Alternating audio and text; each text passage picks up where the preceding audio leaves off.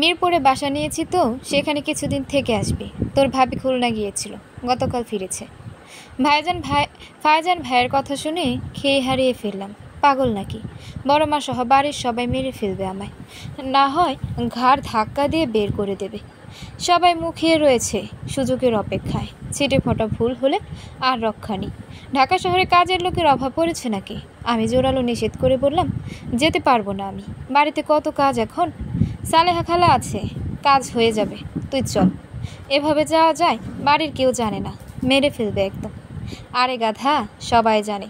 বাড়িতে গিয়েছিলাম তোকে আনতে, খালা বলল কলেজে তুই, এজন্য এখানে আসলাম। মাকে বলেছি তোকে আমার সাথে নিয়ে যাব। আর ভয় নেই, বেশি দূরের পথ নয়, এখান থেকে সরাসরি মিরপুরের বাসে উঠব। দোনমনো করতে করতে অবশেষে রাজি হলাম। ফায়জান ভাইয়ের বউকে দেখার তীব্র লোভ হলো, নিজেকে সামলাতে পারলাম না। শেষমেশ তার সাথে বাসে উঠে পড়লাম। পাশাপাশি বসে আছি দুজন, তবুও যোজন যোজন দূরত্ব। এখনও তার সাথে সহজ হয়ে কথা বলতে পারি না। জানালা ঘেঁষে চুপচাপ বসে রইলাম। কাজ সরানোর জন্য ইতিউতি করতে ফায়জান ভাই বাম হাতে টেনে খুলে দিল। তৎক্ষণাৎ বাতাসের ঝাপটা এসে গায়ে লাগলো। ঘমার্থ দেহটা আস্তে আস্তে শীতল হয়ে উঠল। মিরপুর কত দূর জানা ছিল না। ফায়জান ভাইকে জিজ্ঞেস করলাম, কতক্ষণ লাগবে পৌঁছাতে? ঘণ্টাখানেকের মধ্যে পৌঁছে যাব। তুই খাবি কিছু? খিদে পায়নি? না, এখন খাবো না। সে আর কিছু বলল না। পকেট থেকে ফোন বের করে হাতে নিল। আমি জানালা দিয়ে বাইরে দৃষ্টি মেললাম। কিছুক্ষণের মধ্যে পাশ থেকে ফায়জান ভাইয়ের গলা ভেসে এলো। ফোনে কার সাথে যেন কথা বলছে। আমি মনোযোগ দিতে পারলাম না। এভাবে রাজি হয়ে গাড়িতে উঠলেও মনে প্রচণ্ড ভয় হচ্ছে, যদি বাড়ি থেকে বের করে দেয়। কিচ্ছু করতে পারবো না আমি, রাস্তায় গিয়ে পচে মরতে হবে। বুক চেড়ে আফসোসের সুর ভেসে এলো। আপা শশা খাইবেন? আমি আগ্রহ নিয়ে তাকালাম। বাচ্চা মতন এক ছেলে আমার দিকে কাটা শশার প্যাকেট বাড়িয়ে দিয়েছে। চেহারা ময়লাযুক্ত, গায়ের গেঞ্জির কত জায়গায় ফুটো হয়ে গেছে। মলিন মুখ জোড়ায় তীব্র আক্ষেপ। আমি এই আক্ষেপ বেঁচে থাকার আক্ষেপ, দারিদ্রতার সাথে প্রতিনিয়ত যুঝতে থাকার আক্ষেপ। বুকে ব্যথা অনুভব হলো আমার। কি কষ্টের জীবন। ফায়জান ভাই একটা শশার প্যাকেট কিনে হাতে ধরিয়ে দিল, দিয়ে সিটে মাথা এলিয়ে দিয়ে চোখ বন্ধ করলো সে। আমি হাতের কাটা শশার দিকে অপলক চেয়ে রইলাম। মোটামুটি বড়সড় এক বাড়ির সামনে এসে দাঁড়ালো ফায়জান ভাই। 6 তলা উঁচু বিল্ডিং, তাকালে আকাশ দেখা যায় না। বেলকনিতে শুকাতে দেওয়া কাপড় চোপড় চোখে পড়ে। মাঝে মাঝে দু একটা বেলকনিতে অবশ্য সবুজ গাছপালা দেখা যাচ্ছে। আরেকটা জিনিস চোখে পড়ল, 3 তলার ডান দিকের বেলকনির গ্রিল ধরে বাচ্চা এক মেয়ে দাঁড়িয়ে আছে, পরনে টকটকে লাল পোশাক। মন খারাপ হয়ে গেল আমার।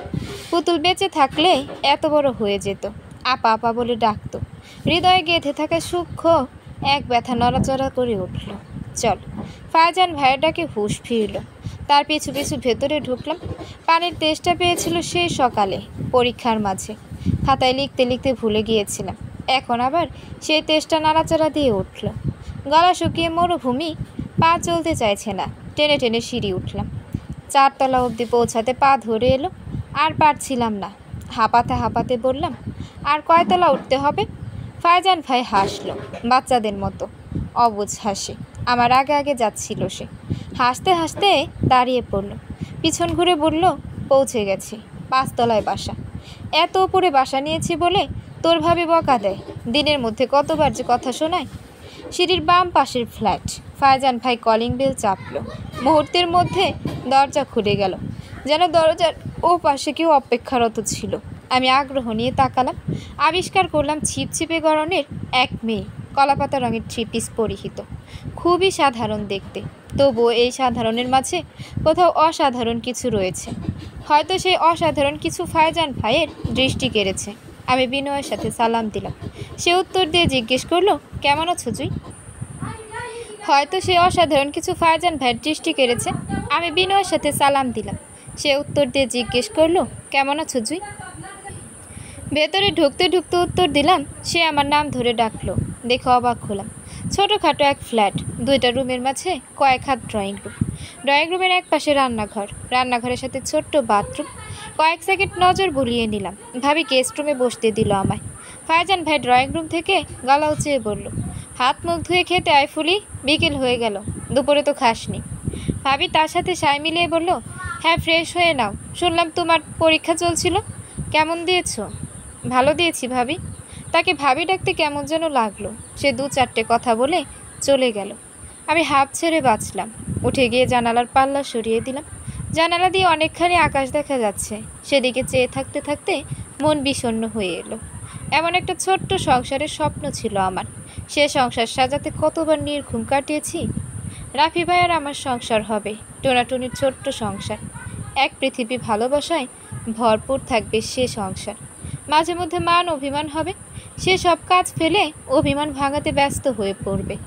রাত জেগে আরও কত শত স্বপ্নে বিভোর থাকতাম। এখন স্বপ্ন দেখার সময় নেই, প্রিয় মানুষও নেই। তবে আমার সে স্বপ্ন দেখার দিনগুলো রঙিন ছিল, ভীষণ আনন্দের ছিল। তখন কারণে অকারণে হাসতাম, সব কিছুতে আনন্দ খুঁজে বেড়াতাম। এখন স্বপ্ন ছাড়া জীবন বর্ণহীন কষ্টের, জ্বালাময় ব্যথার। স্বপ্ন ছাড়া বেঁচে থাকার যন্ত্রণা সবাই বুঝে না। ড্রয়িং রুমে ফাইজান ভাই একটু পর পর সন্ধি বলে ডেকে উঠছে। সন্ধি এটা দিয়ে যাও, ওটা দিয়ে যাও। সন্ধি ফোন খুঁজে পাচ্ছি না, ছায়া রঙের টি শার্ট খুঁজে পাচ্ছি না, ইত্যাদি। আমি এই পাশে আফসোসের মাথা মালা গাঁথতে লাগলাম। কেউ কি কোনোদিন এমন আদর মেখে আমার নাম ধরে ডাকবে? গোছগাছ করা রুমের এক পাশে ঝকঝকে বিছানা। এত বড় বিছানায় ঘুমানো হয়নি কখনো। ও বাড়িতে ছোটোখাটো এক খাটে আমি আর সালেহা খালা ঘুমাই। আগে খাট ছিল না, মেঝেতে ঘুমাতাম। এরপর কেউ বলে হয়তো খাটটা এনেছে। আজ বিশাল আকার বিছানায় আমি একা। বাল্ব বন্ধ করে এসে দ্রুত শুয়ে পড়লাম। তবে শান্তি পেলাম না, কেমন যেন অস্বস্তি হচ্ছে, চরম অস্বস্তি। ও বাড়িতে অভ্যস্ত হয়ে গেছি, এখানে একদম ভালো লাগছে না। ঘুমানোর জন্য সবেমাত্র চোখ বুঝেছি, সঙ্গে সঙ্গে ফোন বেজে উঠল। পুরনো বাটন ফোনের বিদঘুটে শব্দ। বালিশের চিপা থেকে দ্রুত বের করলাম, দেখে অচেনা নাম্বার। আব্বার ফোন এটা। কেউ কল করলে ধরি না, কল ধরে সবাই আব্বাকে খুঁজবে, সে তো নেই। আমার ভাবনার মাঝে কল কেটে গেল। মিনিটের কাটা কত হওয়ার আগেই আবার ফোন বেজে উঠল, বিকট শব্দ। ফাইজান ভাইয়ের রুম থেকে যদি শোনা যায়, তড়িঘড়ি করে রিসিভ করলাম। কণ্ঠ খাদে নামিয়ে জিজ্ঞেস করলাম, কে বলছেন? জুইফুল আমি, এইটুকুই, আর কিছু বলতে হলো না। তাতেই আমি চিনে গেলাম। বিস্ময় নিয়ে বললাম, রাজ ভাইয়া আপনি এত রাতে কেন ফোন দিয়েছেন? দরকার আছে। কোথায় আছো তুমি? মিরপুরে, ফাইজান ভাইয়ের এখানে, বলে চুপ হতে গেলাম। রাজ ভাইয়া কয়েক সেকেন্ড নিশ্চুপ রইল। ভয় পেয়ে গেলাম আমি। সে কোনো কারণে ফাইজান ভাইকে পছন্দ করে না, চোখের বালি মনে করে। এখানে আছি বলে নিশ্চয়ই রেগে যাবে। পরক্ষণে মনে প্রশ্ন জাগলো, কেন রেগে যাবে সে? তার সাথে আমার কোনো সম্পর্ক নেই। আমি ও বাড়ির সামান্য কাজের মেয়ে। ও পাশের নিঃশব্দতা ভেঙে এসে এলো, কবে বাড়ি আসবে? জানি না, ফাইজান ভাই কয়েকদিন থাকতে বলেছে। কালকের মধ্যে বাড়ি চলে আসবে, প্রয়োজন আছে। কৌতূহল নিয়ে প্রশ্ন করলাম, কি প্রয়োজন? কার প্রয়োজন? এলে বুঝতে পারবে, অনেক বড় সারপ্রাইজ আছে তোমার জন্য। মানসিক প্রস্তুতি নিয়ে রেখো। আমায় আর কিছু বলার সুযোগ না দিয়ে ফোন কেটে দিল। হাতের ফোনটার দিকে কিছুক্ষণ চেয়ে রইলাম। রাজ ভাইয়া কী বলছে এসব? কিসের সারপ্রাইজের অপেক্ষা করছে? মনে একাধিক অপশন এলো, কোনোটাই জুৎসই মনে হলো না। তার সাথে তো আমার তেমন বন্ধুত্ব বা কথা বলা কোনোটাই হয়নি। তবুও কি সব বলল? নাম্বার কোথা থেকে নিয়েছে সেটা বুঝতে পেরেছি। সামান্তা আপু অথবা সালেহা খালা কারো থেকে নাম্বার জোগাড় করেছে। কিন্তু এত আয়োজন করে কি বলতে চাই সে? ভয় হতে লাগলো আমার। বালিশে মাথা রাখলাম ঠিকই, কিন্তু ঘুম এলো না। ভোরবেলা ঘুম ভাঙতে টের পেলাম মাথা ধপ ধপ করছে, চোখ জ্বালা করছে। রাতে সত্যি সত্যি ঘুমাতে পারিনি। শেষ রাতের দিকে শুধু ঘুম এসেছিল। চোখ মুছে জানালা দিয়ে বাইরে তাকালাম। বাইরে মোটামুটি অন্ধকার, ঝিরিঝিরি হাওয়া এসে গায়ে লাগছে। জানালার গ্রিলে মাথা রেখে বসে রইলাম। আস্তে আস্তে সমস্ত রাতের ক্লান্তি দূর হতে লাগলো। ভেতর ও বাহির শান্ত হয়ে এলো। ড্রয়িং রুমে কথাবার্তার আওয়াজ হচ্ছে। বুঝতে পারলাম ওনারা উঠে গেছে। আমি এক্ষুনি বের হব কি না তা নিয়ে দ্বিধাদ্বন্দ্বে ভুগছি। আবার বাইরে গিয়ে একটু কাজ করলে ভালো হতো। লাট সাহেবের মতো বসে থাকার জন্য আসিনি তো। বিছানা ছেড়ে উঠে পড়লাম। বন্ধ দরজার উপর কান রাখলাম। ড্রয়িং রুমে কি কথাবার্তা হচ্ছে সেটা ঠাউর করার চেষ্টা করলাম, কিন্তু বিশেষ সুবিধা করতে পারলাম না। কথা বোঝা যাচ্ছে না। শেষমেশ আস্তে করে দরজা খুলে বের হলাম। ফাইজান ভাই ড্রয়িং রুমের টেবিলে বসে ল্যাপটপে কিছু করছিল। আমাকে দেখে ল্যাপটপ থেকে চোখ সরালো। বলল, আজ কি কলেজে যাবি?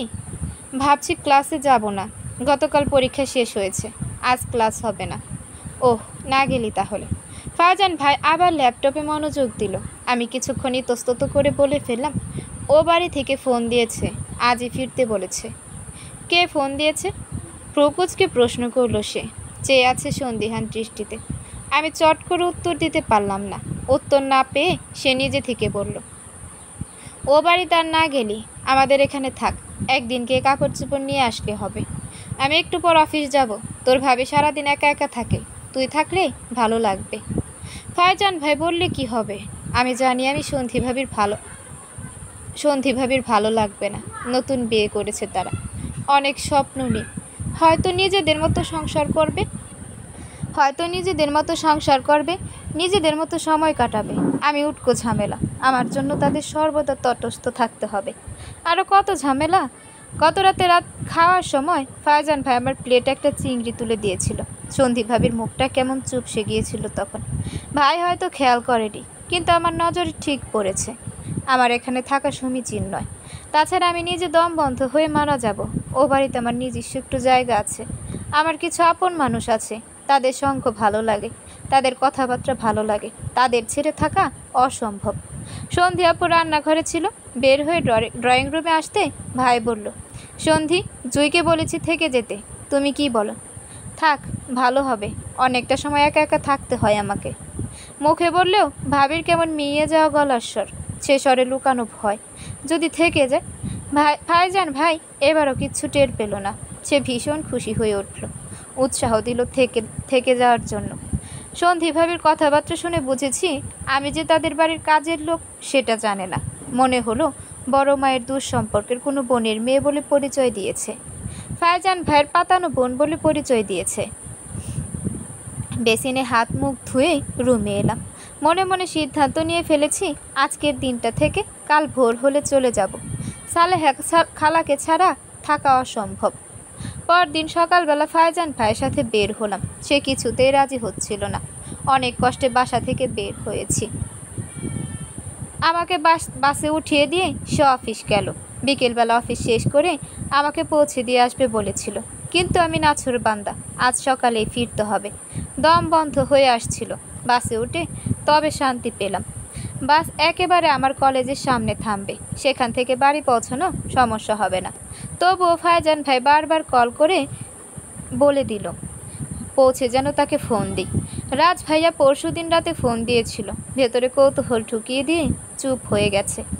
আর কোনো খোঁজ নেই, একটা ফোন নেই। বাসের সিটে মাথা এলিয়ে দিলাম। কলেজের মোড়টাতে বাস থামলো। নেমে হেঁটে বাড়ি অবধি পৌঁছে গেলাম। বাইরের গেটে দারোয়ান মামা নেই। ফাঁকা গেট দিয়ে ভেতরে ঢুকলাম।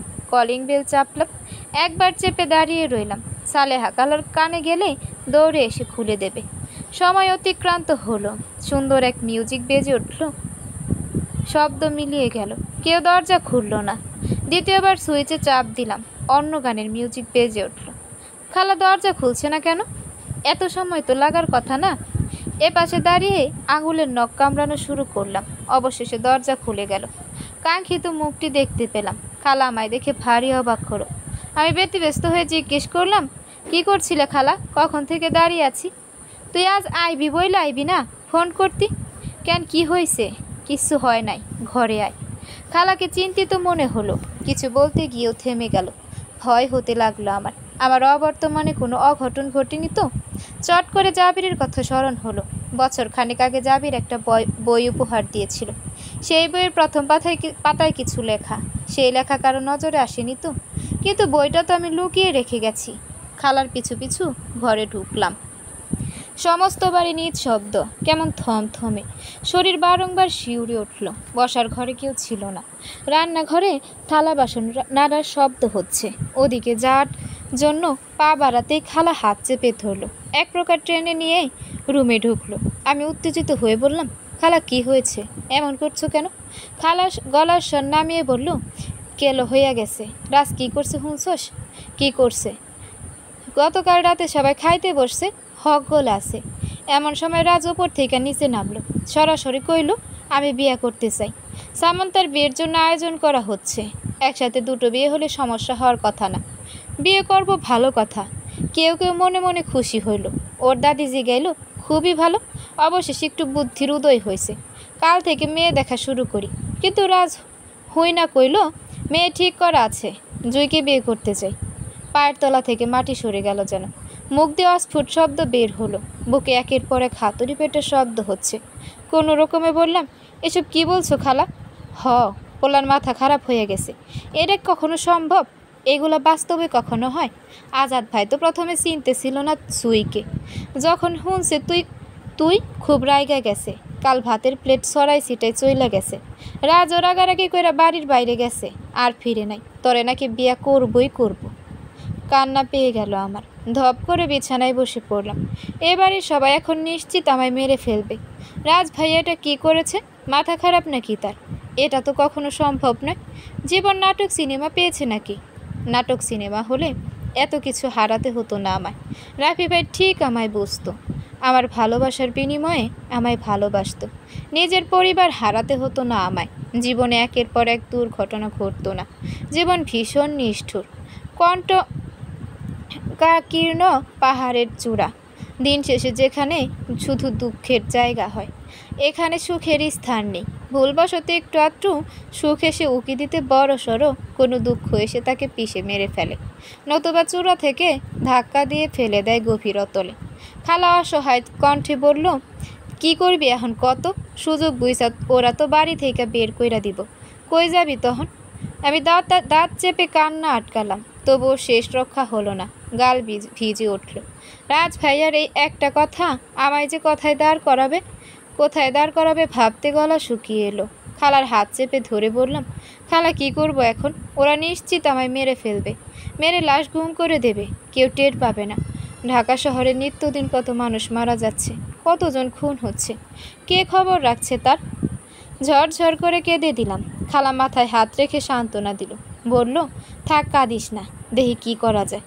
কান্না থামলো না। রান্নাঘর থেকে বড় মায়ের গলা ভেসে আসছে, থমথমে সুর। খালাকে ডাকছে। খালা মাথার চুল খোপা করতে করতে বের হয়ে গেল। আমি বিমূর্ত হয়ে বসে রইলাম। এর পরবর্তী পদক্ষেপ কি হবে? ওরা কি সত্যি সত্যি বাড়ি থেকে তাড়িয়ে দেবে? সমস্ত রাগ গিয়ে রাজ ভাইয়ার উপর পড়ল। এ কাজ কেন করেছে সে? কিছুক্ষণ পর মুখ ধুয়ে বের হলাম। রান্নাঘরে বড় মা রয়েছে। ভেতরে ঢুকলাম প্রচণ্ড ভয় নিয়ে। খালা পাটায় ডাল বাটছে, মসুর ডাল, পেঁয়াজই হবে হয়তো।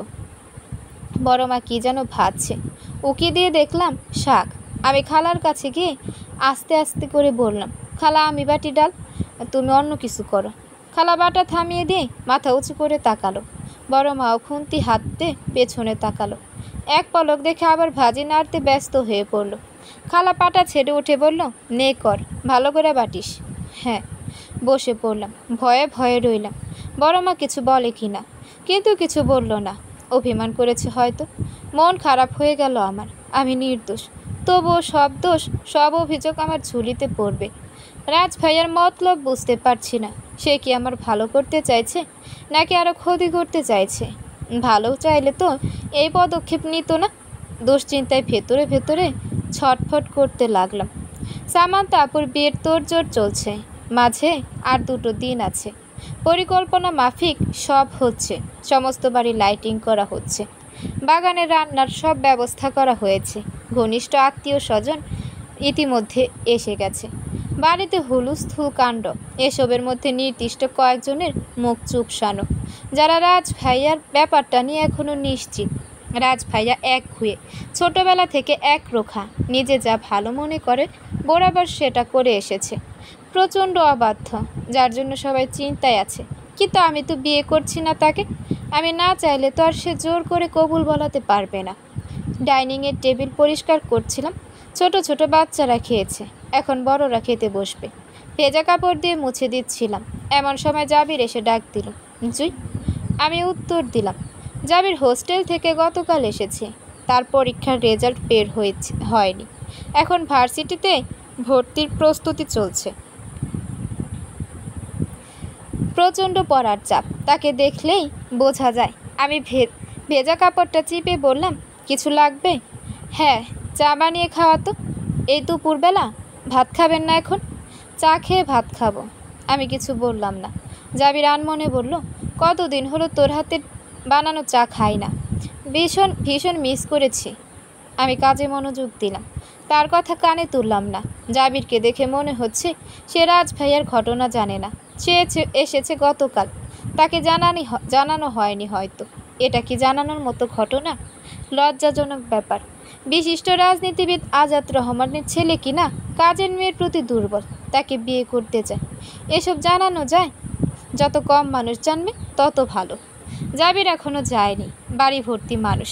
এই ছেলে কাজের মেয়ের পেছন পেছন ঘুরঘুর করছে, কেমন দৃষ্টিকটু দেখতে। রান্নাঘর থেকে খাবার আনতে আনতে বললাম, আপনি গিয়ে বসুন, আমি চা বানিয়ে দিচ্ছি। আচ্ছা, তাড়াতাড়ি করিস। জাবির অবশেষে চলে গেল। কিছুটা হাঁপ ছেড়ে বাঁচলাম। রাজ ভাইয়া বাড়ি নেই, তার সাথে আমার এখন পর্যন্ত দেখা হয়নি। কিছু যে জিজ্ঞেস করব সে সুযোগ পাইনি। সবার মনে আগুন লাগিয়ে দিয়ে কোথায় পালিয়ে আছে কে জানে। সামান্তা আপু আমায় এই ব্যাপারে কিছু জিজ্ঞেস করেনি। বাড়ির সবার মুখ গম্ভীর, কিন্তু কেউ এই বিষয় তুলেনি। আমি যেন কিছু না জানি এমন ভাব সবার। এতে কিছুটা স্বস্তি মিলেছে, তবুও মনের এক কোণে ভয়, তীব্র খচখচানি। সামান্তা আপুর বিয়ের জন্য সবাই চুপচাপ আছে। বিয়েটা সমাধা হতে গেলে বড়সড় ঝড় আসবে। সেই ঝড়ে এ বাড়ির আশ্রয় উড়ে যেতে পারে চিরদিনের জন্য। তখন কি হবে? আজ ধুমধাম করে সামান্তা আপুর গায়ে হলুদ হয়েছে, কাল বিয়ে। বাড়ির বাগানে বক্স বাজছে, হই হুল্লোড় আর চেঁচামেচিতে নাজেহাল দশা। বসার ঘরে লোকারণ্য। রান্নাঘরে আমরা কয়েকজন পেঁয়াজ রসুন সহ অন্যান্য জিনিসপত্র গুছিয়ে রাখছিলাম। তখন জাকারিয়া এলো দৌড়ে, আমার কাছে এসে বলল, তোমায় বুবু ডাকে, এক্ষুনি যেতে বলেছে। বলে পিচ্ছি ভো দৌড় দিল, কারণ জিজ্ঞেস করার সময় পেল না সামান্তা আপু কেন ডাকছে। আপুর কাছে তো অনেকে রয়েছে, এদিকে কত কাজ, সব কেটে রাখতে হবে। আবার রাতের জন্য রান্না করতে হবে। একবার রান্না হয়েছিল, সব শেষ। একের পর এক লোক আসছে, তাদের খেতে দিতে হবে। খালাকে বলে উঠে এলাম। আশেপাশে জাবিরকে চোখে পড়ল না, হয়তো বাগানে রয়েছে। অনেক দায়িত্বশীল ছেলেটা, একমাত্র বোনের বিয়ে, সুন্দর মতো বেশ কয়েকটা দিক সামলাচ্ছে। আনমনে উপরে উঠছিলাম, সিঁড়ির কাছে রাজ ভাইয়ার সাথে দেখা হলো। ক্ষণিকের জন্য থমকে গেল, পরক্ষণে হেঁটে উপরে গেলাম। চারপাশে মানুষ কিচকিচ করছে, সে কিছু বলার সুযোগ পেল না, আমিও না। সামান্তা আপু রুমে একা ছিল, হাঁটু ভাঁজ করে বিছানায় বসে। তার কাছের বান্ধবীদের দাওয়াত করেনি, অথচ বিয়েটা যদি তার প্রিয় মানুষটার সাথে হতো, কত আনন্দে থাকতো সে। বন্ধু বান্ধব নিয়ে কত মজা করত। তার স্বপ্নের কোনো এক অংশে হয়তো হাসি খুশি এক বিয়ের চিত্র ছিল। সময় সব পাল্টে দিয়েছে। আমি কাছে গিয়ে বললাম, একা বসে আছেন কেন? আপনার মামাতো বোনেরা ছিল, ওনারা কই? বের করে দিয়েছি, বলেছি আমি একটু ঘুমাবো, মাথা ব্যথা করছে, ব্যাস ওরা চলে গেছে। সত্যি সত্যি মাথা ব্যথা করছে আপনার? ওষুধ খাবেন? বুকে ব্যথা করছে, অসহ্য যন্ত্রণা হচ্ছে, শ্বাস নিতে পারছি না, মনে হচ্ছে আমি মরে যাচ্ছি। জুই চিন্তিত হয়ে পড়লাম। আপুর কাছে যেতে ঝরঝর করে কেঁদে দিল। তার দু হাত ভর্তি মেহেদি, প্রগাঢ় রঙের। বাম হাতের তালুতে আকাশ নামটা জল জল করছে। আপু আরেক হাতে সেই নাম ঘষে উঠানোর চেষ্টা করলো, কিন্তু বড্ড দেরি হয়ে গেছে। আমি বাধা দিলাম, বললাম, এমন করছেন যেন আপু। কেন আপু? শান্ত হন, একটু শান্ত হন। টেবিলের ওপর থেকে পানি এনে দিলাম। কয়েক ঢোক খেয়ে আপু শান্ত হলো। দীর্ঘক্ষণ কোনো কথা বলল না। এক সময় মাথার এলোমেলো চুলগুলো কাঁটা দিয়ে পেঁচিয়ে উঠে দাঁড়ালো। বলল, চল ছাদ থেকে ঘুরে আসি। চমকে গেলাম আমি। আপু ছাদে উঠবে কেন? তার মন এখন বিক্ষিপ্ত, যদি কোনো অঘটন ঘটায়। আমি রাজি হলাম না, বললাম, অনেক রাত হয়ে গিয়েছে, এখন যেতে হবে না। বিয়ের কনেদের এত রাতে বাইরে বের হতে হয় না, ভূত প্রেত ভর করে। আপু হেসে উঠল, ক্ষীণ হাসির ঝংকারে শরীর দুলে উঠল তার। বলল, তুই ভয় পাচ্ছিস জুই, তাই না? যদি ছাদে থেকে লাফ দিই? আরে পাগল, এক ভুল মানুষ জীবনে একবারই আসে, একবারই করে। তুই জানিস, ঘুমের ওষুধগুলো খাওয়ার পর যখন জ্ঞান হারাচ্ছিলাম, গভীর কোনো অতলে ডুবে যাচ্ছিলাম, তখন বারবার মনে হচ্ছিল কেউ এসে আমায় বাঁচাক। আল্লাহর কাছে বারবার সাহায্য চাইছিলাম। বেঁচে থাকার জন্য কত আকুতি করেছিলাম। ওই ভুল আর করছি না। ছাদের পথে পা বাড়ালাম দুজন। যাওয়ার সময় আপুর ছোট খালামণি দেখলো, বলল, কোথায় যাস রে? ছাদে যাই, রুমে গরম লাগছে খালামণি। আপুর উত্তরে সে বলল, তাড়াতাড়ি চলে আসিস, বেশিক্ষণ থাকবি না কিন্তু। আপু মাথা নেড়ে সায় দিল। ছাদে উঠে আসলাম আমরা। ছাদে শীতল বাতাস বইছে, আকাশ অন্ধকার, চাঁদ নেই। দু চারটে তারা মিটিমিটি আলো দিচ্ছে। সে আলো এতটা ক্ষীণ যে এই নিকষ কালো অন্ধকার দূর হচ্ছে না। আপু চুপচাপ আকাশের পানে চেয়ে রইল। এক সময় বলল, তোর ফোনটা দে তো জুই। খানিক আশ্চর্য হলাম, কিন্তু কারণ জিজ্ঞেস করলাম না। ওনার গিট খুলে ফোন বের করে দিলাম। আপু হাতে নিয়ে বলল, ফারজান ভাই হলুদের অনুষ্ঠানে কেন এলো না বলতো? জানি না, ব্যস্ত হয়তো, কাল আসবে। আপু তাচ্ছিল্য ভরা হাসি দিল, বলল, আসবে না, কালও আসবে না। আমি জীবন বাজি রেখে বলতে পারি। প্রতিবাদ করার ভাষা খুঁজে পেলাম না। আমারও মনে হচ্ছে ফারজান ভাই আসবে না। আপু কল লিস্টে গিয়ে ফারজান ভাইকে ফোন দিল। কয়েক সেকেন্ডের মধ্যে রিসিভ হলো। ও পাশ থেকে ভেসে এলো, হ্যালো ফুলি, বল কি খবর। আপু ফোন কানে নিয়ে বলল, আমি সামান্তা। সরে এলাম আমি, বেশ দূরে চলে এলাম। ওপরের অন্ধকার আকাশ যেন মিটিমিটি হাসছে। তার ছায়ায় থাকা মানুষদের দুঃখ দেখে বড় আনন্দ পাচ্ছে। বেশ কিছুক্ষণ কত হলো। আপু হঠাৎ চেঁচিয়ে বলে উঠল, আপনি কাল না এলে আমি কবুল বলবো না। বলে সে ঠাস করে ছাদের মেঝেতে বসে পড়ল। দৌড়ে কাছে গেলাম আমি। হাতের ফোনটা ছুঁড়ে রেখে আপু ফুপিয়ে কেঁদে উঠল। দু হাতে মুখ ঢেকে অবিরত কান্না করে গেল। তার গা ঘেঁষে বসে থাকা ছাড়া কিছু বলার পেলাম না। দুপুরের দিকে বরযাত্রী এলো। বাড়িতে তখন লোক সমাগম। পার্লার থেকে কয়েকজন এসে আপুকে সাজিয়ে দিয়েছে।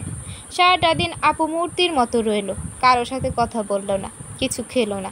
মাঝে মধ্যে উৎসুক দৃষ্টিতে এদিক সেদিক তাকাচ্ছিল। আমি জানি নির্দিষ্ট একজনকে খুঁজছিল, কিন্তু সেই একজন তখনও এসে পৌঁছায়নি। তার নিষ্প্রাণ দৃষ্টিতে একজনের জন্য অপেক্ষা লক্ষ্য করলাম। এই অপেক্ষা শেষ অপেক্ষা।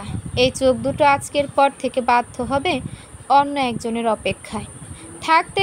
তখন হাজার চাইলেও এই মানুষটার অপেক্ষায় থাকা হবে না। বিকেলের দিকে কাজী এলো। বিয়ে পড়ানো শুরু হলো। পুরোটা সময় অনেক ভয়ে ছিলাম। আপু কবল বলতে গিয়ে কান্না করবে, সহজে বলতে চাইবে না, কিন্তু সবাইকে অবাক করে দিয়ে সে কাজের সাথে সাথে পরপর 3 বার কবুল বলে দিল। এক ফোঁটা চোখের জল ফেলল না, কেমন পাথরের মতো রইল। ভয় হতে লাগলো আমার। ঘর ভর্তি মানুষ। আমি বেরিয়ে আসার জন্য ঘুরে দাঁড়াতে কারো হাত এসে বুকে লাগলো। ভয়ে চমকে উঠলাম আমি, গা ঘিন ঘিন করে উঠল। তাকিয়ে দেখি রাজ ভাইয়ার মামা, আলতাফ মামা অন্যদিকে তাকিয়ে আছে, যেন কিচ্ছু হয়নি। কিন্তু আমি জানি উনি ইচ্ছে করে এই কাজ করছে। ঘৃণা ভরা দৃষ্টি নিক্ষেপ করে ছুটে বেরিয়ে এলাম। কান্না পেয়ে গেল। রুমে ঢুকে দরজা বন্ধ করে খানিক কাঁদলাম। এবারের কেউ জানলো না, কেউ টের পেল না। সন্ধ্যার আগে আগে বাড়ি খালি হতে লাগলো। আজাদ আঙ্কেলের পরিচিত অনেক ব্যক্তিবর্গ এসেছিল। তারা খেয়ে তখনই চলে যাবে। সন্ধ্যার পর বরযাত্রী রওনা করার জন্য উঠল। ফারজান ভাই তখনও আসেনি। কয়েকবার ফোন করে তাকে পাওয়া যায়নি। জাবির নিজে থেকে গাড়ি নিয়ে মিরপুর গিয়েছিল তাকে আনতে। খালি হাতে ফিরতে হয়েছে তাকে। ফারজান ভাইয়ের ফ্ল্যাটে তারা নাকি খুলনা গিয়েছে। এই সংবাদ সামান্তা আপুর কানে গেছে। পরিশেষে বিদায়ের সময় সামান্তা আপু হাও মাও করে কান্না করলো। সারাদিনের সমস্ত কাঠিন্যতা গলে তরল হয়ে গেল। আর আড়ালে রাখতে পারল না নিজেকে। শক্ত খোলসে আবৃত্তি রাখা নিজেকে মেলে দিল সবার সামনে। কান্না করতে করতে অসুস্থ প্রায়। তাকে ধরে বরযাত্রীর গাড়িতে তুলে দিল। বাগানের বড় কৃষ্ণচূড়া গাছটার নিচে দাঁড়িয়ে আমি স্বপ্ন ভঙ্গ হতে দেখলাম। একটা মেয়ের এতগুলো বছরের সাজানো সংসার ভেঙে যেতে দেখলাম। বুকের ভেতর দহনে পুড়ে উঠল। এই মানুষটা তবুও বেঁচে থাকবে, নতুন করে ঘর বাঁধার স্বপ্ন বুনবে, একটা গভীর ক্ষত সারা জীবন নিজের মাঝে লুকিয়ে রাখবে। মাঝরাতে হঠাৎ হঠাৎ মনে করে বালিশ ভিজাবে। শ্রাবণ ঝরা সন্ধ্যায় স্মৃতিকাতর হয়ে পড়বে। কোনো একাকী বিষণ্ণ বিকেলে হুট করে মনে পড়ে যাবে। মনের কোনো কোণে জীবনের প্রথম ভালোবাসাকে কাছে না পাওয়ার আফসোস সারা জীবন থেকে যাবে। ভালোবাসা এত যন্ত্রণা কেন? মনের কোনো এক কোণে প্রিয় মানুষটাকে না পাওয়ার তীব্র আফসোস সারা জীবন থেকে যাবে। ভালোবাসা এত যন্ত্রণা কেন? সামান্তা আপুকে বিদায় দেওয়ার পর সবাই মনমরা হয়ে রইল। জুলি আন্টির কান্না এখনো থামেনি। দাদি বিলাপ করে কাঁদছে। বড় মা তার পাশে বসে সান্ত্বনা দিলেন, বললেন, শুধু রাতটুকু অপেক্ষা মা, ভোর হলে দেখতে যাবেন তো আপনি। এখন কান্না করবেন না, অসুস্থ হয়ে যাবেন। বড় মা ঠিকই বলেছে। দাদির শরীর দিনকে দিন ভেঙে যাচ্ছে, বয়সের ভারে নুইয়ে পড়েছে। গলার সেই তেজ আর নেই, তবে মানুষটা তার নাতি নাতনিদের ভীষণ ভালোবাসে। সামান্তা আপু চলে যাওয়ার ব্যাকুল হয়ে কাঁদছে। ঘনিষ্ঠ আত্মীয় স্বজনের অনেকে রয়ে গেছে, কাল বউ ভাতে যাবে, তার অপেক্ষা। কেউ কেউ জামা কাপড় কোনটা পরবে তার পরিকল্পনা করছে। আমি ঘরে চলে এলাম। প্রচণ্ড মাথা ব্যথা করছে। আজ অনেক বেশি কান্না করা হয়েছে, সাথে ছুটোছুটি করে কাজ করেছি। এখন শরীর ভেঙে আসছে, সাথে জ্বর জ্বর অনুভব হলো। কপালে হাত দিয়ে তাপমাত্রা পরখ করলাম, গা গরম। আর দেরি করলাম না, গুটিসুটি হয়ে বিছানায় শুয়ে পড়লাম। নতুন জামা গায়ে রয়ে গেল। পরনের 3 পিসটা সামান্তা আপু পছন্দ করে কিনে দিয়েছিল, আমার অনেক পছন্দের জামাটা গায়ে দিয়ে ঘুমালে কুকড়ে যাবে। মনে দুঃখ হলেও পাত্তা দিলাম না। কত পছন্দের জিনিসই তো হারিয়ে গেল, তবুও তো বেঁচে আছি। মাথার ভেতর দুরন্ত বেগে কিছু ছুটে চলেছে। খুব অস্বস্তি হচ্ছে, ব্যথায় দম বন্ধ হওয়ার উপক্রম। হাঁসফাঁস লাগছে। বুকের ওড়নাটা সরাতে বিকেল বেলার ঘটনা মনে পড়ে গেল। শরীর ঘিন ঘিন করে উঠল। দু চোখ বেয়ে নিজ শব্দে জল গড়িয়ে পড়ল। এই কুৎসিত ঘটনাটা কি কোনোদিন কাউকে বলা হবে? আমি জানি না। কিছু জিনিস কখনো কাউকে বলা যায় না। রাজ ভাইয়া যে আমি চুমু খেয়েছিল, সেটা কোনোদিন কাউকে বলতে পারবো না। আচমকা মুখ ভর্তি বমি পেয়ে গেল। এক লাফে উঠে বাথরুমের দিকে দৌড় করলাম। কোনো রকমে বাথরুম অবধি পৌঁছে বমি করে দিলাম। আজ সারাদিন তেমন খাওয়া হয়নি। দুপুরে একটু খেয়েছিলাম, তার সবটা বেরিয়ে গেল। নিজেকে ধাতস্থ করে উঠে দাঁড়ালাম। কুলি করে হাত মুখে পানি ছিটিয়ে বের হলাম। আসার আগে বাথরুমের মেঝে ধুয়ে দিয়ে আসলাম। রুম অন্ধকার করে গুছিয়ে শুয়েছিলাম। হঠাৎ করে আলো জ্বলে উঠল। বন্ধ চোখ জোড়া আরও কুঁচকে গেল। কপালে বিরক্তির কিছু রেখা দৃশ্যমান হলো। তার মাঝে খালার কণ্ঠ কানে এলো, ফুল কি হয়েছে তোর? এমন করে শুয়ে আসোস কেন? ঘুম পাচ্ছে খালা, ক্লান্ত অনেক রাত হয়ে গেছে তো। খালাকে মাথা ব্যথার কথা বললাম না, বমির কথাও বললাম না, চিন্তিত হয়ে পড়বে। সে বলল, জামাটা খুইলা শুইতি, নতুন জামা পইরা ঘুম হবে খালা। তুমি বাহিরের দিকটা একটু দেখো, আমার খোঁজ করলে বা কোনো কাজ করতে হলে তুমি করে দিও। আচ্ছা, ঘুমা তুই। আর কথা বাড়ালাম না, মটকা মেরে পড়ে রইলাম। খালা গায়ের কাপড় পাল্টে পুরাতন কাপড় নিল। যাওয়ার সময় বাল্ব বন্ধ করে গেল। বলল, গরমের মধ্যে ফ্যান ছাড়া নাই কেন? ছাড়বো না, থাক খালা। বাহির থেকে দরজা ফেরানোর শব্দ কানে এলো। দাঁতে দাঁত চেপে পড়ে রয়েছে আমি। মাথা ব্যথার যন্ত্রণা অসহ্য পর্যায়ে চলে যাচ্ছে। মনে হচ্ছে হাতুড়ি দিয়ে মাথা ফাটিয়ে ভেতরে দেখি কি হয়েছে। এক হাতে চুল টানতে লাগলাম। একসময় ফোন বেজে উঠল, সেই পরিচিত কর্কশ সুর। ফোন হাতের নাগালের বাইরে, টেবিলের উপর রাখা। রিসিভ করতে হলে উঠতে হবে। এতটুকু যদি শক্তি থেকে থাকে, তবুও সামান্তা আপুর কথা ভেবে অনেক কষ্টে উঠে গিয়ে ফোনটা হাতে নিলাম। দেখি রাজ ভাইয়ার নাম্বার। ক্ষণিকের জন্য উত্তেজনায় হৃদস্পন্দন বেড়ে গেল। রাজ ভাই এতদিন ফোন দেয়নি। এত বড় একটা কাজ করেও ঘাপটি মেরে বসেছিল। আমি ক্ষীণ আশায় বুক বেঁধেছিলাম। এত বড় একটা ঘটনা ঘটিয়েছে, সাথে আমার নাম জড়িয়েছে। নিশ্চয়ই আমায় জানাবে, কিছু একটা বলবে। কিন্তু কিছু জানায়নি। ইচ্ছে করে ফোন ধরলাম না আজ। বালিশের নিচে দিয়ে রাখলাম। দ্বিতীয়বার ফোন বেজে উঠল। রাজ ভাইয়া বাড়ি নেই, সামান্তা আপুর সাথে গেছে। জাবির আর সে দুজনেই গেছে। আপু অনেক বেশি কান্না করছিল, অসুস্থ হয়ে পড়েছিল বলে তাদের যাওয়া। নওশাদ আঙ্কেলও সাথে গেছে। আঙ্কেলের রাতে চলে আসার কথা। নির্দিষ্ট সময় অতিবাহিত হতে ফোন কেটে গেল। কথা বলার মতো অবস্থায় নেই। মস্তিষ্কে কিছু একটা কুরে কুরে খাচ্ছে। তবুও কিছুক্ষণ অপেক্ষায় রইলাম। ভেবেছিলাম আরেকবার ফোন দিলে রিসিভ করব, কিন্তু আর ফোন বাজলো না। এখন প্রায় মধ্যরাত। রাজ ভাইয়া হয়তো ভেবেছে আমি ঘুমিয়ে পড়েছি। আমি স্বস্তির নিঃশ্বাস ফেললাম। পাশ ফিরে বালিশে মাথা রাখলাম। দুপুরের আগে আগে বাড়ি সম্পূর্ণ খালি হয়ে গেল। সবাই দল বেঁধে সামান্তাপুর বউ ভাতের অনুষ্ঠানে গেছে। অনুষ্ঠান নাকি বড়সড় কোনো কমিউনিটি সেন্টারে আয়োজিত হয়েছে। মুখে মুখে শুনলাম শুধু, আমার যাওয়া হলো না। বড় মা একবার যেতেও বললেন না, বলার কথা না, রাজ ভাইয়া ওই অনুষ্ঠানে রয়েছে, আমার যাবার প্রশ্নই ওঠে না। যাওয়া হলো না সালেহা খালারও। বাড়িতে অনেক কাজ পড়ে রয়েছে, থালা বাসন হাঁড়ি পাতিল সব পরিষ্কার করতে হবে, পুরো 2 তলা ধুয়ে মুছে সাফ করতে হবে, গোছগাছ করে রাখতে হবে। আজ নতুন জামাই আসবে। আমি আর খালা কাজে লেগে পড়লাম। সন্ধ্যার পর সামান্তা আপুকে নিয়ে ফিরবে, তার আগে আগে সব গুছিয়ে রাখতে হবে, আবার হরেক পদের রান্না করতে হবে। আমরা ভারী ব্যস্ত হয়ে পড়লাম। দুপুরের পর 7-8 জন অপরিচিত লোক এলো। রান্নাঘরের দরজার ফাঁক দিয়ে দেখলাম আমি, তাদের সাথে এক মধ্যবয়স্ক মহিলা আছে। আজাদ আঙ্কেল তাদের সবাইকে উপরে নিয়ে গেলেন। বড় মার জুলিয়ানটি বাড়ি ছিল, তারা ভীষণ ব্যস্ত হয়ে পড়ল। তাদের হালকা নাস্তা করে অন্যান্য খাবার দাবার রান্না শুরু করলো। খানিক আগে ফ্রিজ থেকে গরুর মাংস বের করে রেখেছিলাম, সেটা ধোয়া শুরু করলেন বড় মা। হঠাৎ জুলিয়ানটি আমায় বাইরে ডাকলেন। রান্নাঘর থেকে বের হলাম। আন্টি দরজার ও পাশে ছিল, আমার হাতে কয়েকটা ব্যাগ ধরিয়ে দিল, বলল, ভালো করে গোসল করে এগুলো পরে নাও। জুলিয়ানটি আমায় তুই তুকারি করে ডাকতো। আজ হঠাৎ তুমি বলে কিঞ্চিত বিস্মিত হলাম। পরক্ষণে কৌতূহল নিয়ে প্রশ্ন করলাম, এগুলো কি? বড় বড় 3টে ব্যাগ, মুখ আটকানো, ভেতরে কি আছে দেখা যাচ্ছে না।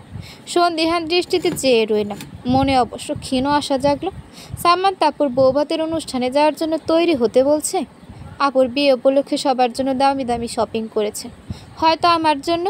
আন্টি হঠাৎ ইতস্তত করে বলল, আজাদ ভাই ডাকে তোমায়, এগুলো ঘরে রেখে আসো। আজাদ আঙ্কেলকে ভীষণ ভয় পাই আমি, আবার সমীহ করি। তুমুল রাগ তার, রেগে গেলে হিতাহিত বোধ থাকে না। প্রায় বড় মায়ের গালে হাত তুলে। প্রথম দিকে ভারী অবাক হলেও এখন অবাক হই না, সহজে হয়ে এসেছে বিষয়টা। এ বাড়িতে আছি দীর্ঘদিন, কিন্তু আঙ্কেল তেমন করে কখনো আমার সাথে কথা বলেনি। আজ যখন আলাদা করে ডেকেছে, নিজের অজান্তে ভয় পেয়ে গেলাম। কেন জানি মনে হলো রাজ ভাইয়ার ব্যাপারে জিজ্ঞেস করবে। আঙ্কেল তার নিজের ঘরে, দরজার সামনে গিয়ে দাঁড়িয়ে পড়লাম। এ ঘরে প্রায় আসা হয়, ঘর গোছগাছ করা আর পরিষ্কার করার জন্য, কিন্তু তখন আঙ্কেল থাকেন না। আজ ভয়ে ভয়ে ভেতরে ঢুকলাম। ভেতরে ঢুকতে বিস্ময় এসে গ্রাস করলো। সালেহা খালা আগে থেকে দাঁড়িয়ে আছে। আমাকে এক নজর দেখে খালা দৃষ্টি সরিয়ে নিল। আমি মৃদু স্বরে সালাম দিলাম। আঙ্কেল বিছানায় বসেছিলেন, আমায় দেখে দাঁড়িয়ে পড়লেন। টেবিল থেকে চশমাটা চোখে পড়ে ফের বিছানায় বসলেন। বললেন, যা বলার সালেহাকে বলে দিয়েছি, আবার বলছি, বিয়ের ব্যবস্থা করছি তোমার, আজই বিয়ে হবে। বুকের ভেতর আতকে উঠল, শরীর জমে এলো, বিস্ফোরিত নেত্রে চেয়ে রইলাম। মাথা ঝিমঝিম করছে। তিনি বললেন, বিয়ের বয়স হয়ে গেছে তোমার, কাজের লোকদের বিয়ে দিয়ে দেওয়ার দায়িত্ব বাড়ির মালিকের। বড় ঘরে বিয়ের ব্যবস্থা করেছি। ছেলের অঢেল টাকা পয়সা, ধন সম্পদের অভাব নেই। বাড়ির কাজের লোকের জন্য যতটুকু করা দরকার তার চেয়ে বেশি করেছি। তুমি আমার মেয়ের মতো। আজ একটা নিজের মেয়ে থাকলে এতটুকু করতে হতো, সেটা মনে করে সব আয়োজন করেছি। বিয়েটা করে নাও। কী বলছেন এসব আপনি? জড়ানো গলায় বললাম আমি। ধপ করে আঙ্কেলের চোখ দুটো জ্বলে উঠল। সাদা চশমার বাহির দিয়ে সে আগুনের হলকা বের হচ্ছে যেন। খুব দ্রুত নিজেকে সামনে নিলেন তিনি। বললেন, সালেহা, মেয়েটাকে বুঝিয়ে বলো, আর ঘন্টা খানিকের মধ্যে রেডি করে ফেলো। আমাকে আবার একবার সামান্তা রিসেপশনে যেতে হবে। জি ভাইজান। কিছু বলতে যাচ্ছিলাম আমি। খালা হাত ধরে টেনে নিয়ে এলো। অর্থর্বের মতো সিঁড়ি দিয়ে নামলাম। শরীর কাঁপছে থরথর করে। এটা কি শুনলাম? বিয়ে দেওয়া হচ্ছে আমায় এভাবে? শ্বাসনালে আটকে আসছে যেন। খালা টেনে রুমে নিয়ে গেল। বলল, মনে মনে এই ভয়টাই পাইতেছিলাম, জোর করে বিয়ে না দিয়া দেয়। এইটাই হইল। কি করবি এখন? আর কোনো পথ আছে? বোধশূন্য হয়ে বসে রইলাম। চিন্তা ভাবনা সমস্ত শক্তি লোপ পেয়েছে। বিয়ে শব্দটা মস্তিষ্কে ঘুরপাক খাচ্ছিল। খালা হঠাৎ পাশে বসে পড়ল, হাত চেপে ধরে বলল, ফুল, পালিয়ে যা। টাকা পয়সা কিছু আছে তোর কাছে? আমি ডানে বায়ে মাথা নাড়ালাম। টাকা পয়সা কিচ্ছু নেই, আব্বার চিকিৎসার সময় সব শেষ হয়ে গেছে। খালা অসহায়ের মতো পায়চারি করলো। খানিক বাদে বলল, ফাইজানরে জানাবি? ফাইজান ভাইকে জানিয়ে কোনো লাভ নেই, তার নতুন সংসার হয়েছে। সন্দীপ ভাবের মনোভাব ভাইয়ের মতো না, আমাকে নিয়ে তাদের মধ্যে অশান্তি হবে। তা চাই না আমি, তবু আর কোনো উপায় রেখে চোখে দেখছি না। চারদিকে শুধু অন্ধকার যেন। কিছুক্ষণ বিমূঢ় থেকে অবশেষে তাকে ফোন দিলাম। একবার দুবার তিনবার কল ঢুকলো না। ফায়জান ভাইয়ের ফোন বন্ধ। অসহায়ত্বে চারপাশ ভরে গেল। চোখ দুটো ঝাপসা হয়ে এলো। খালা পাশে বসে সযত্নে চোখ মুছে দিল। বলল, বিয়াটা না হয় কইরানি ফুল, এ বাড়ির ছায়া অনেক আগে উইরা গেছে। রাজ এই পরিবারের বড় ছেলে, বলতে গেলে একমাত্র সন্তান। ওর ভালো লেগে যা করা দরকার সব করব। তুই বিয়ে না করলে হয়তো মায়েরা লাশ কইরা গুম কইরা দিব। আমি নিরুত্তর। খালা নিজে থেকে বলল, পড়াশোনাটা তো ভালো করার মতো সুযোগ পাস নাই। এবারে যা পরীক্ষা দিছস, আয়সা বললি 3টাতে ফেল আসবো। বড় মা এলো। খালাকে উদ্দেশ্য করে বলল, তুই রান্নাঘরের দিকটা দেখ তো, মাংস বসিয়ে এসেছি। খালা অনিচ্ছা সত্ত্বেও চলে গেল। বড় মা এগিয়ে এলেন। আমি ফুপিয়ে কেঁদে উঠলাম। অনুরোধ করে বললাম, বড় মা, আমি এক্ষুনি বিয়ে করতে চাই না, দয়া করে কিছু একটা করুন। বিয়ে করতে চাই না আমি। জুই, শান্ত হ। বড় মা কাছে এসে বসলেন। বললেন, বিয়ে করবি না কেন? মেয়েদের জন্য সবচেয়ে নিরাপদ আশ্রয় তার স্বামীর বাড়ি। তার স্বামী সবচেয়ে আপন। এই যে এখন তো অনিশ্চিত জীবন, অনিশ্চিত ভবিষ্যৎ, এসব কিছু থাকবে না। স্বামীর সংসারে গেলে নিজের মতো সব করতে পারবি।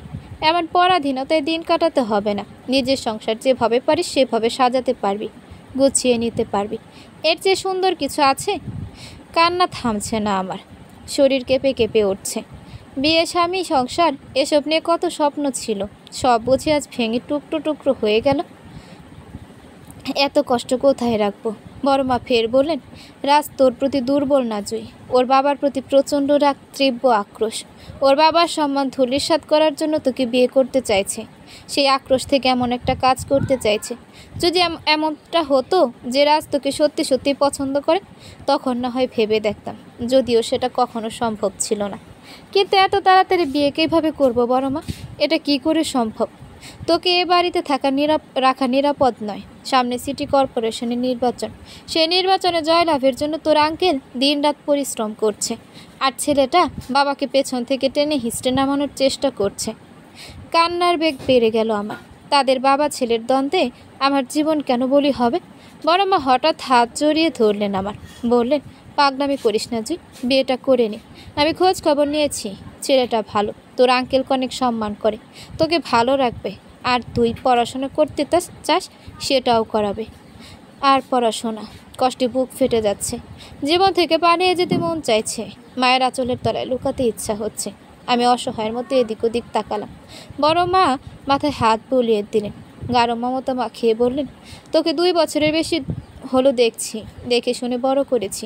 আমি তোর মায়ের মতোই। আমি বলছি বিয়েটা করে নি, তোর খারাপ হবে না। দোয়া করি অনেক সুখী হবি। বড় মা বের হয়ে গেলেন। ভেতরে ঢুকলেন জুলি আন্টি। এসে তারা দিন তৈরি হওয়ার জন্য। আমি খুব করে বুঝতে পারছি রাজ ভাইয়া, জাবির, সামান্তা আপু এরা আসার আগে ভাগে কাজ সেরে ফেলবে। এখন কি করণীয় আমার? রাজ ভাইয়া যে তার বাবাকে দুঃখ দেওয়ার জন্য আমায় বিয়ে করতে চেয়েছে, সেটা আমিও জানি। তাই বলে আমি কি করে অচেনা একজনকে স্বামী বলে কবুল করে নেব? সময় গড়িয়ে যাচ্ছে। জুলি আন্টি আবার তাড়া দিল। 1 সেকেন্ডের জন্য সে রুম ত্যাগ করলো না। সালেহা খালাও আর এলো না। শেষমেশ আন্টির ধমকা ধমকিতে কাপড় পাল্টাতে হলো। গোসল করা হলো না। জুলি আন্টি এমনিতে শাড়ি পরিয়ে দিল। পুরোটা সময় আমি নীরবে কেঁদে গেলাম। চারদিকে আসরের আজান পড়ছে। ঠিক সেই মুহূর্তে আমি সিদ্ধান্ত নিলাম পালিয়ে যাব। কোথায় যাব জানি না, কিন্তু পালাতে হবে আমায়। তড়িৎ গতিতে উঠতে গিয়ে বাধা পড়ল। জুলি আন্টি এখনও আমার পাশে বসে। 1 সেকেন্ডের জন্য একা ছাড়েনি। সেই সময় কাটা মুরগির মতো ছটফট করতে লাগলাম। খুব করে উপলব্ধি করলাম পালানোর সব রাস্তা বন্ধ। কোনো উপায় রাখেনি তারা। রুমের বাইরে কি জানি হলো, জানি না। খানিক বাদে বয়স্ক একজন কাজী এলো, সাথে আরও কয়েকজন। সবাই সম্মিলিত হয়ে বারবার কবুল বলতে বলল। আমি ঝাপসা চোখে তার দিকে তাকালাম। কোথাও কাছের কেউ, আপন কেউ চোখে পড়ল না। আব্বা, মা, বড় আপা, সেজ আপা, কেউ নেই। বড় আপা একবার বলেছিল, জ্যোতির বিয়েতে অনুষ্ঠান করা হবে না। জুই, তোর বিয়েতে বড় করে অনুষ্ঠান করব। 1 গ্রাম লোক দাওয়াত দেব, বুঝলি? কোনো উপহার নেব না। সবাইকে বলবো খেয়ে আমার ফুলের মতো বোনটার জন্য দোয়া করে যাবেন। কেমন হবে বলতো? কোনো একদিন অত টাকা হবে না। বাস্তবতার নিষ্ঠুর ভঙ্গিতে দূরে দাঁড়িয়ে হাসছে। এর থেকে উত্তরণের কোনো পথ নেই। এর থাবা থেকে দরিদ্র অসহায় কখনো মুক্তি পায় না। কানের চারপাশে সবাই কবুল বলার জন্য অস্থির করে তুলছে। অবশেষে আমি মুখ খুললাম তীব্র অভিমান নিয়ে। ঝরঝর করে কাঁদতে কাঁদতে কবুল বলে দিলাম। তৃতীয়বার কবুল বলার সময় প্রথম কানে আসলো যাকে স্বামী বলে স্বীকার করে নিলাম, সে সোরহাব নামের কেউ।